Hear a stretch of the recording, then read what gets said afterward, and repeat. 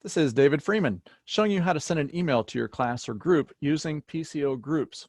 So when you go into your members tab, you see all your members information here. You have these three buttons. Now, just to send a straight email to your group without an attachment, you can click this button. Notice when you click that button, it comes up, it gives you the opportunity to put in a subject line. You can put links into your email and you have some editing function in there, but you cannot add an attachment. That is because PCO is assuming that rather than adding an attachment, you're going to add a resource using this resource tab to create a resource that all your members have access to in Church Center. So let me just continue going ahead and doing an email that does not add an attachment. When you do all this and click send, here's what that email is going to look like. Notice that it goes ahead and adds the picture and the title of your group, and in the memo line, it adds the group name and a colon before whatever you wrote in your email line. So just keep that in mind because some of that stuff is already added for you. And then here is the text that I added, all right? So again, here's what that one looked like that I just sent. I did experiment. Oh, if I can spell. And then I typed in, this is an experiment.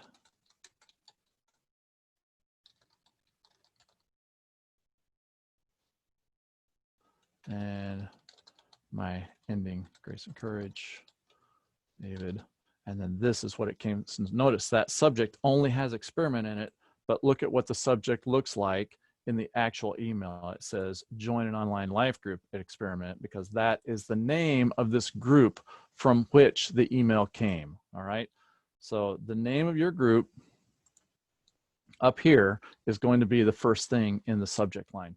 Okay, so what do you do if you want to, you do want to attach something to your email? Well, then what you're going to have to do is use this little button, the export this list. When you click that button, it's going to show you we're generating a CSV of 3 people because I have 3 members. I click OK. It takes a little while for that to appear in your email box, but once it appears in your email box, this is what it looks like. It shows this is the name of your group and they've exported it to you. You have to download the CSV.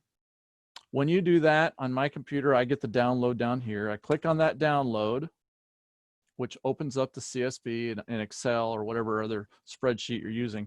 Then you can come to the email address column right here. I'll make it a little bigger so you can see that's the email address.